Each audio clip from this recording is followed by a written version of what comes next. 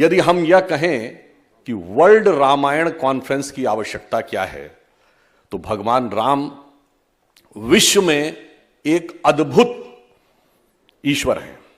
सर्वप्रथम I would like to say that Vidur ji was saying that he has come from the land of Ravana. So I would like to say that first we are glad that he is here. It means the Ram Setu built by Bhagwan Ram lakhs of years before is still having an unflinching bonding between India and Sri Lanka. And on the lighter note, it is the only country which is having Sri in its name. And he was saying that do we think that he represents the descendants of Ravana? Some of our respected audience has said, no, we think that you represent the Vibhishana, but I would like to say, no. I would like to say there is a distinct difference between Bhagwan Ram and rest of the world and culture. In every culture in the world, you will find that there is a God and there is a devil. And these two forces are in perpetuity, and always there is a God, there is a devil, there is a duality. But in Indian culture, finally, whosoever is considered as evil, like Ravan, was nothing but the part of the supreme consciousness, और अंत में रावण की आत्मा भी राम में मिल जाती है. So that is non-duality. So that's why I want to say that we represent a non-duality of the culture, and so is the relationship and identity between India and Sri Lanka with non-duality. And look at the presentation given here. हमने उनको क्या दिया? तारा देवी. उन्होंने क्या दिया? भगवान Buddha. Some of you people might be knowing that तारा सिर्फ हमारी हिंदू संस्कृति में ही देवी नहीं है.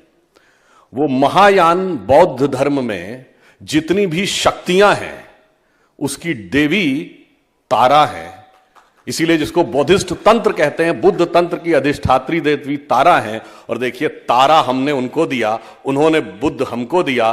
That itself explains the non duality of the culture. And it is unfortunate that these days there are certain forces in our country who try to create a duality, जो कभी कहना शुरू करते हैं, साहब जो हम बुद्ध को मानते हैं वो मनु को नहीं मानते, मनु को मानते हैं तो बुद्ध को नहीं मानते. साहब, these all things are baseless, and some time we witness with our eyes but we are unable to understand. अब ये बताइए, जब पूजा करते हैं और जब टाइम ड्यूरेशन बोलना शुरू करता है पंडित, तो क्या बोलता है? ब्रह्मा आयु द्वितीय परार्धे, यानी ब्रह्मा जी की आयु का द्वितीय परार्ध.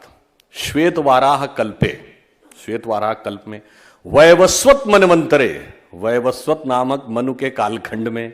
फिर क्या कहता? कलयुगे प्रथम चरणे बुद्धावतारे. फिर कहता अमुक नाम संवत्सर, अमुक नाम तिथि, अमुक नाम नक्षत्र. एक ही लाइन में मनु भी हैं, बुद्ध भी हैं. मगर अब क्या करें, मैकाले और मार्क्स के मानस पुत्रों के दिमाग में ऐसा बैठा हुआ है कि वो इस नॉन ड्युअलिटी को देखने के लिए तैयार नहीं.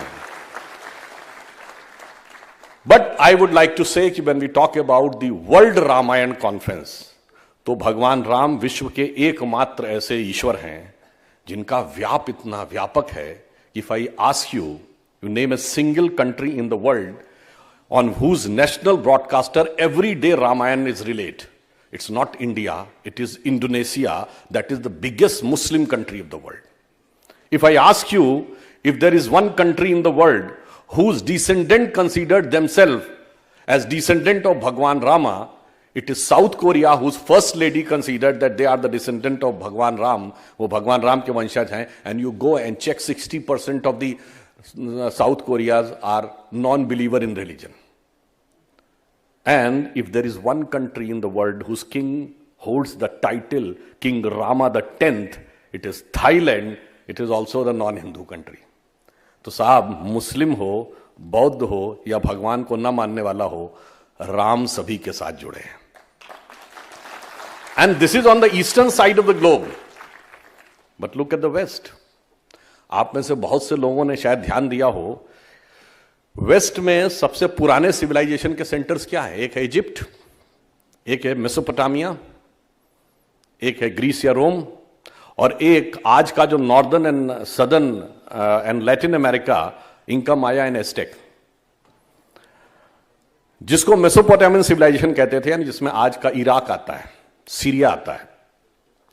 इराक में एक जगह है Kurdistan, you might have heard the name, Kurd लोग वहां के होते हैं। उसमें एक सेलेमी प्रोविंस है, जिसकी गुफाओं में जानते हैं क्या चित्र मिला है? एक धनुष लिए हुए राजा खड़े हैं और एक वानर उनके आगे श्रद्धा से हाथ झुका के खड़ा है। अब यह बताने की जरूरत है कि वो क्या है। इजिप्ट, जिसको कहा जाता है बहुत ओल्डेस्ट सिविलाइजेशन है, इजिप्ट के किंग फेराहो, जाके चेक करिए, who was the first king considered to be the first king in the entire dynasty of pharaoh, his नाम इज रामसू, राम ईसू, मीन्स एक प्रकार से राम ईश से रामसी बना है। अब सोचिए, जॉर्डन बैंक के वेस्ट बैंक पे, जॉर्डन रिवर के on the west bank, now it is under the control of Israel, there is a place called Ramallah. अब अल्लाह तो समझ में आता है, उसमें राम कहां से आ गया, ये सोचने की बात है। अब अगर आप जाइए इटली में, एक शहर है रावेन्ना। अब रवन्ना और रावणा में कुछ तो दिखाई पड़ता है। अब कोई कहेगा नहीं नहीं ये तो ऐसे ही इंटरेस्टिंग कोलिशन। नहीं साहब, वहां पे इलाके में एक भित्ति चित्र पाया गया है वहां के जंगलों में, जो अभी खोजा गया 70-80-100 साल पहले। उसमें जानते क्या है? एक मरा हुआ हिरन पड़ा है और एक लेडी खड़ी है और एक व्यक्ति अपने फेस से मास्क हटा के उसको पकड़ने का प्रयास कर रहा है। अब ये बताने की जरूरत है कि वो मारीची का संदर्भ है और रावन्ना जगह पर ही यह रावण का संदर्भ आ रहा है। अब आप आइए और वेस्ट की तरफ जाइए, लैटिनी अमेरिका में एक कंट्री होंडुरास, जिसमें एक देवता है जिनका नाम है howler. He is a monkey God and he is considered the symbol of air, वायु। अब मंकी गॉड हैं और पवन तनय सुत पवन समाना, काचु पिसाद रहा बलवाना, तो ये बताने की जरूरत है कि वो क्या है। तो आप देखिए कि दुनिया के पश्चिमी छोर से पूर्वी छोर तक यदि कोई एक भगवान है, जो उन जगहों पे भी हैं जो लोग हिंदू धर्म को नहीं मानते, वो भी समान रूप से उनको अपना भगवान मानते हैं। मैं चुनौती से कहता हूं कि कोई दूसरी धर्म, संस्कृति, सभ्यता में एक ईश्वर बता दीजिए जिसको उस धर्म को न मानने वाले भी पूज्य मानते हो। और उससे बड़ी चुनौती यह है कि वो सिर्फ पूज्य ही नहीं मानते हो, कभी उनसे कहा भी नहीं जाता हो कि तुम हिंदू बन जाओ। यानी आस्था भी रखो, फिर भी कोई नहीं कहता है कि आप अपनी आस्था अपने में रखिए और केवल सद्धर्म का आचरण करिए। क्योंकि हमारे तो गीता में क्या कहा भगवान कृष्ण ने? स्वधर्मे निधनम श्रेयो पर धर्मो भयावह। अपने अपने धर्म का पालन करिए। इसलिए हमने कभी किसी के ऊपर इन्वेजन नहीं किया, कभी किसी का कन्वर्जन नहीं किया। इसलिए भगवान राम का चरित्र अपने आप में इससे बड़ा वैश्विक प्रतीक कहीं नहीं हो सकता। हरे रामा हरे कृष्णा मूवमेंट पूरे यूरोप में चला था। अब यह तो हुआ भौगोलिक प्रभाव, यानी दुनिया के विस्तार में भगवान कहां है। अब एक बार बाहर की दुनिया के विस्तार से अंदर के तत्व की गहराई में देखिए तो भगवान कहां है। राम शब्द का अर्थ क्या होता है? राम शब्द का अर्थ संस्कृत की रम धातु से बना है। रम का अर्थ होता है सेटिल होना। हिंदी में कहते हैं ना रमणीक स्थान, रमता जोगी। रम शब्द का अर्थ होता है जिसमें कोई चीज जाके सेटिल हो। तो राम शब्द का जो संस्कृत में संधि विच्छेद है वो क्या है? रमन्ते इति रामः, अर्थात वह तत्व जिसमें कि सारा का सारा संसार या ब्रह्मांड अवस्थित है वो राम है। It is the element that beholds the entire universe, that is Ram. अब राम का संघर्ष किससे होगा? रावण से। रावण के, ये मैं पहले भी कई बार बोला हूं, रावण के 10 ही सिर क्यों थे, 15 या 20 क्यों नहीं? एक सर कटता था तो दूसरा क्यों उगाता था? और अगर रावण के 10 सिर भी थे तो उसका नाम दशानन यानी 10 मुख वाला क्यों था? उसको 10 शीश, 10 ग्रीव, 10 कंधर, दशोदर कुछ भी कह सकते थे। पर उसका कारण यह था कि राम और रावण हमारे अंदर की आध्यात्मिक यात्रा के भी प्रतीक हैं। और रावण के 10 सिर 10 इंद्रियों की संख्या को डिनोट करते हैं और वो दशानन ही कहलाएगा आनंद का मतलब होता मुख, mouth, the open mouth, the extrovert tendency of all the 10 senses. 10 इंद्रियों की बहिर्मुखी पिपासा की शक्ति का प्रतीक है रावण।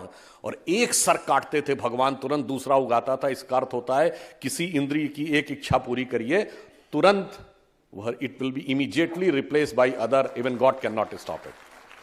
अब रावण को मारेगा कौन? राम, वह ईश्वरी शक्ति। राम के पिता का क्या नाम है? दशरथ। जब 10 इंद्रियों को रथने की क्षमता आ जाएगी तो आपके हृदय में वो डिवाइन एलिमेंट पैदा होगा जो 10 इंद्रियों की बहिर्मुखी पिपासा को नष्ट करेगा, और तब धर्म की स्थापना होगी। और इतना ही नहीं, राम की पत्नी कौन है? सीता माता। सीता क्या है? अब देखिए, राम अगर रिप्रेजेंट करते हैं the eternal element which beholds the universe, Sita represent the eternal energy, Adi Shakti, जहां से ये यूनिवर्स शुरू हुआ था। सीता जी के पिता का क्या नाम है? जनक विदेह। जब देह से आप परे जाके स्पिरिचुअल वर्ल्ड में जाएंगे, then you will have that energy been in your house और in your self, that will be compatible with the eternal element of the universe. यह है राम और सीता का समन्वय। और जो extrovert tendency of all the 10 senses है, 10 इंद्रियों की बहिर्मुखी पिपासा है, वो उसका हरण करने का प्रयास करती है। यह है राम रावण संघर्ष का अर्थ। और यह हमें सामाजिक जीवन में भी क्या देता है? शायद आप में से बहुतों ने वो श्लोक सुना होगा, संस्कृत की बड़ी प्रसिद्ध कहावत है, विनाश काले विपरीत बुद्धि। परंतु हम में से कुछ लोगों को पता होगा, हो सकता कुछ लोगों को ना पता हो, ये पूरा श्लोक क्या है। ये जब मारीच मृग बनकर आता है, सोने का हिरन बनके, तो उस क्षण जब सीता जी कहती हैं राम से कि सोने का मृग है, जाओ, राम कहते हैं सोने का मृग नहीं होता। देखिए, राम परमात्मा है, सीता जी जीवात्मा है। मृग यानी हिरण जो है किस चीज का प्रतीक है? एक बहुत ही सुंदर सुखद शांति। आप कहते हैं ना, जंगल में घूमता हुआ हिरण, मतलब एक पीसफुल कामनेस। और सोना, रुपया, पैसा। सोने का हिरण मतलब जो कुछ जिसको आप रुपया पैसा या ये कहते धन के द्वारा सुख शांति मिलती है, ऐसा होता ही नहीं है।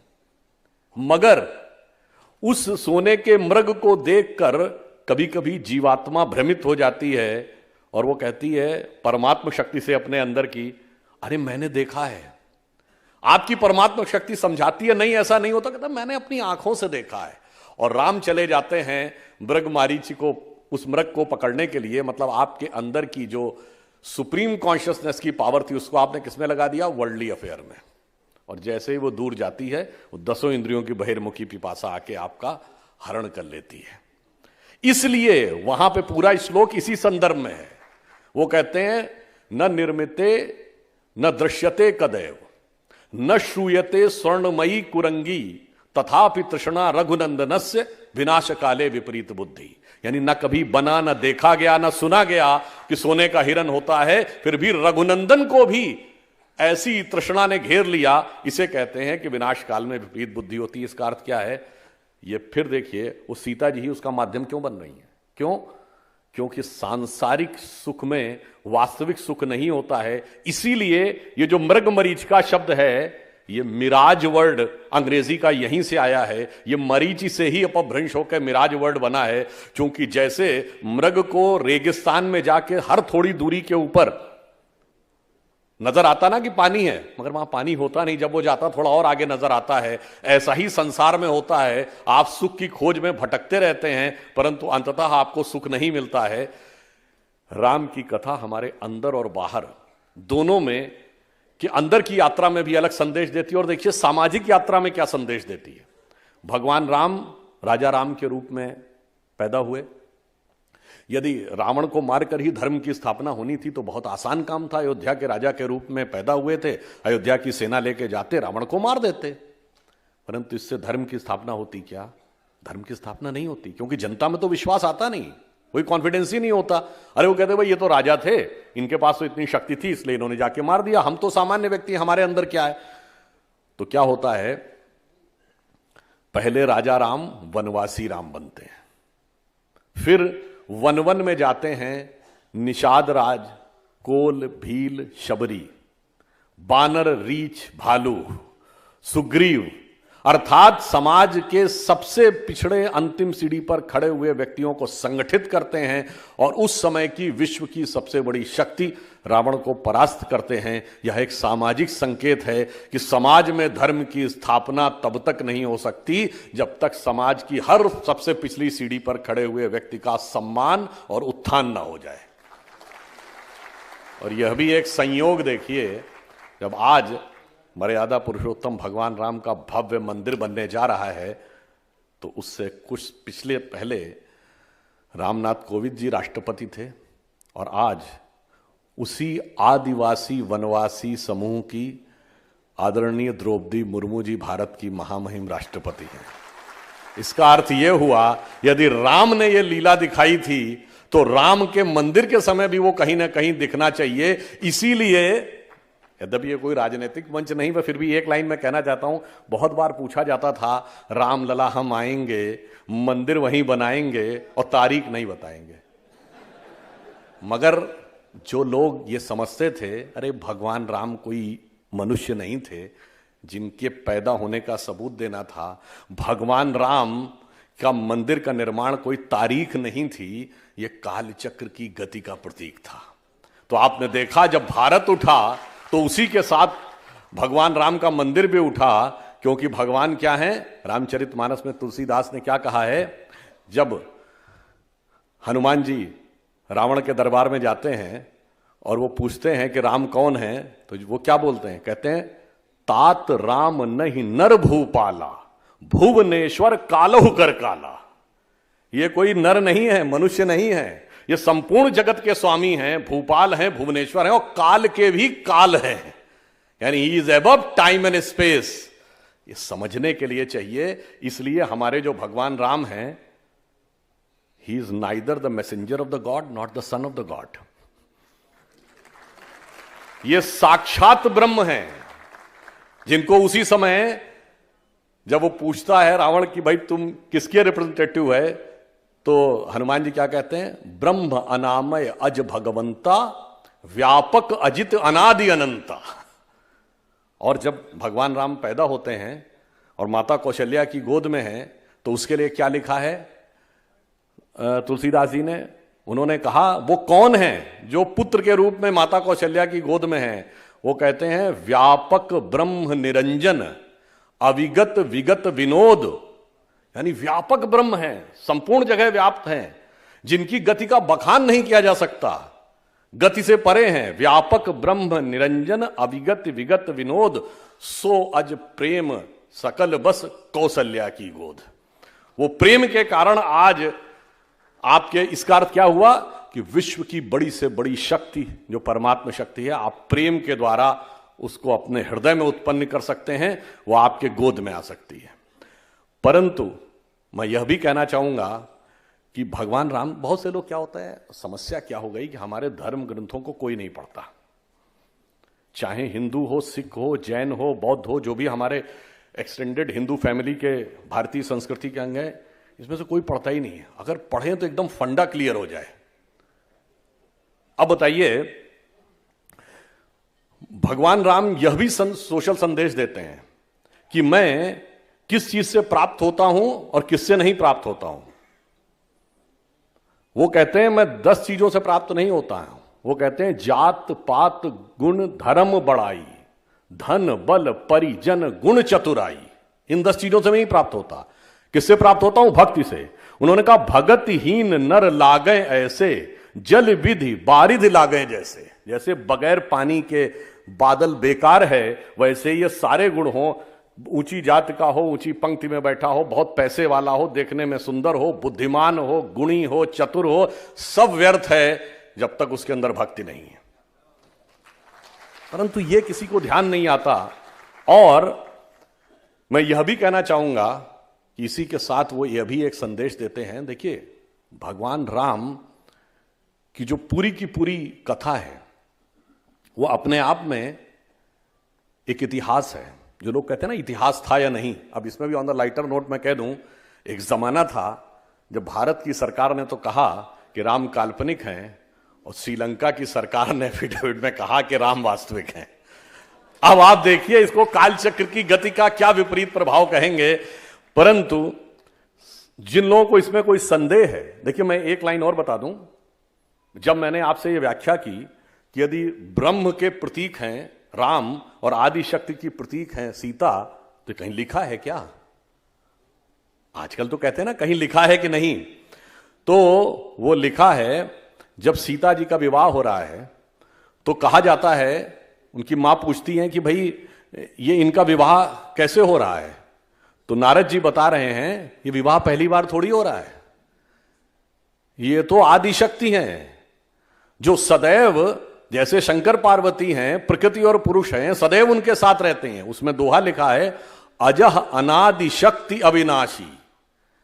ये अजह मतलब जिसकी उत्पत्ति नहीं हुई है, एटर्नल है, अनादि है, जिसका कोई आदि नहीं है। शक्ति अविनाशी सदा शंभु अर्धांग निवासी, जो सदैव भगवान शंकर के बगल में शक्ति के रूप में थी। तो इन दोनों का विवाह तो कंटिन्यूटी में होता रहता है, इसलिए ये अलग नहीं। और फिर आप कहेंगे साहब अगर ये सब तो फिलॉसफी है तो ये रियलिटी थी क्या? मान्यवर, यही तो मैं कहना चाहता हूं, ये वो गहरी रियलिटी थी। भगवान ने जब जन्म लिया तो इन सारी रियलिटी को आपको समझाने के लिए जन्म लिया, ताकि आपके मन के सारे कंफ्यूजन दूर हो जाएं। इसीलिए जो अंतिम चौपाई है रामचरितमानस की, उन्होंने क्या लिखा गोस्वामी जी ने? कहत परम पुनीत इतिहासा। मैं ये परम पवित्र इतिहास सुना रहा हूं, ये वास्तविकता है। कहत परम पुनीत इतिहासा, श्रवण ही करत सकल भ्रमनाशा। सुनने मात्र से सारे के सारे भ्रम का नाश हो जाता है, यह वह परम पवित्र इतिहास है। तो इसलिए हम इसका जब श्रवण करते हैं तो निश्चित रूप से हमारे मन के सारे संशयों का नाश होता है। और अब अंत में मैं ये कहना चाहूंगा कि ग्लोबली क्या मैसेज देते हैं भगवान राम। आज दुनिया में रशिया यूक्रेन का युद्ध चल रहा है, चाइना आंखें दिखाता है अपने अगल बगल वालों को, कहीं नेटो बना है, कहीं सेंटो बना है, कभी वार्सा पैक्ट था। अगर आप देखें तो पिछले 100-200 साल में, जिसको जियो पॉलिटिक्स ऑफ द वर्ल्ड कहते हैं, वो 3 फंडामेंटल से गवर्न होती है। या तो किसी कंट्री को एनेक्सेशन कर लीजिए, यानी अपने देश में मिला लीजिए, जैसे क्रीमिया को रशिया ने मिला लिया, तिब्बत को चाइना ने मिला लिया। या फिर क्या है? सब्जुगेशन, यानी एक प्रकार से आपने अपने मन की गवर्नमेंट वहां बैठा के कंट्रोल करना शुरू कर दिया। और या फिर क्या है? डोमिनेशन, यानी किसी ट्रीटी के द्वारा आपने उसको डोमिनेट किया। यही तो आज की जियो पॉलिटिक्स है, जिसको पॉलिटिक्स ऑफ पावर कहते हैं। पर ये बताइए, जब भगवान राम ने लंका पर विजय प्राप्त की थी तो क्या एनेक्सेशन किया था? नहीं। क्या उन्होंने सब्जुगेशन किया, यानी कोई अपना डिप्यूटी रिप्रेजेंटेटिव वाइसराय बैठाला? नहीं। कोई डोमिनेशन किया, कोई कॉन्ट्रैक्ट साइन कराया? नहीं। इसलिए मैं कह सकता हूं आज के इस ग्लोबल वर्ल्ड में, जिसे क्लैश ऑफ सिविलाइजेशंस कहते हैं, उसमें यदि जियो पॉलिटिक्स में सबसे बड़ा प्रतीक है तो भगवान राम का वह चरित्र, जिन्होंने कहा कि केवल मूल्यों की स्थापना करने के लिए युद्ध किया, किसी को सब्जुगेट डोमिनेट करने के लिए नहीं किया। इसलिए यदि हम यह कहते हैं कि हम विश्व गुरु बनना चाहते हैं, तो हम विश्व गुरु किसी को दबाने के लिए, डोमिनेट करने के लिए नहीं बनना चाहते हैं, हम मोटिवेट करने के लिए बनना चाहते हैं। यह अंतर है। यदि भारत का राइज होगा और हमारा राइज होगा तो हम दुनिया को क्या देंगे? इसलिए वह संस्कृति जिसका कि प्रतीक भगवान राम हैं, वो पर्सनल लेवल पे भी मैं एक बात कहना चाहता हूं। ये बताइए, दुनिया का इतिहास भरा पड़ा है उस उदाहरण से कि भाई भाई को मार के गद्दी पे बैठा, बेटा बाप को मार के गद्दी पे बैठा। उसके कंट्रास्ट में यदि हम ये एक कोई ये कहे कि ये कल्पना है, अगर मान लीजिए, तो साहब ये बताइए, पिता के एक वचन पे वन चले जाना, एक भाई का दूसरे के साथ वन जाना, दूसरे भाई का खड़ाऊ रख के शासन करना, मेरे भाई ऐसी कल्पना भी तुम क्यों नहीं कर पाए? हमारे यहां तो वास्तविकता थी। तो इसका अर्थ सिर्फ यह हुआ कि वह ज्ञान। और अंत में एक बात और कह दूं, बहुत से लोग कहते हैं कि साहब भगवान राम के उत्पन्न होने का सबूत क्या है? अब मैं आज आपको बताता हूं कि 20वीं शताब्दी में साइंस की सबसे बड़ी खोज क्या हुई? आइंस्टीन्स थ्योरी ऑफ रिलेटिविटी, जिसने ये कहा कि अगर स्पेस में किसी चीज का पॉइंट डिटरमिन करना पोजीशन, तो आप ऐसे देखते हैं ना, एक्स वाई जेड 3 डायमेंशन है, लंबाई चौड़ाई ऊंचाई, तो आप बताते हैं ये चीज यहां पे है। पर आइंस्टीन ने कहा कि पूरा विश्व तो स्थिर नहीं है। आपने धरती के सापेक्ष कहा ना, तो धरती स्थिर है क्या? नहीं है, हर चीज मूव कर रही है। तो उन्होंने कहा कि आपको एक्स वाई जेड के साथ चौथा डायमेंशन टाइम भी बताना पड़ेगा कि किस टाइम पे यह स्थिति है। अब आप सोचिए, टाइम को उन्होंने कहा 4th डायमेंशन है। अब टाइम को आप नापते कैसे हैं? जैसे आज अभी आप कहें कि इस समय 2:30 बजने वाले हैं, तो 2:30 तो जबलपुर में बजने वाले हैं ना, दिल्ली में कुछ और चलिए, आप तो इंडियन स्टैंडर्ड टाइम है, लंदन में, जापान में, टोक्यो में तो कुछ और बज रहा है। तो आपने एक Indian standard greenish standard time माना जो पूरे वर्ल्ड में एप्लीकेबल है। अब अगर आपसे पूछा जाए कि most accurate measuring parameter of time बताइए जो मार्स पे, जुपिटर पे, सैटर्न पे या स्पेस में किसी पॉइंट ऑफ सोलर सिस्टम पे जाके स्थिर हो और वो सब जगह एप्लीकेबल हो, तो it is nothing but the relative positions of planet. You think and think it is only and it can only be the relative positions of the planet। और भगवान राम की relative positions of the planet है कि चंद्रमा वृष राशि में था, मंगल मकर राशि में था, शनि तुला राशि में था, बृहस्पति कर्क राशि में था, नक्षत्र तक लिखा हुआ है। और जब नासा ने अपने प्लैनेटोरियम सॉफ्टवेयर में डाला, यद्यपि उस डेट से हम पूरी तरह सहमत, तो भी 7114 का की एक डेट भी निकल आई।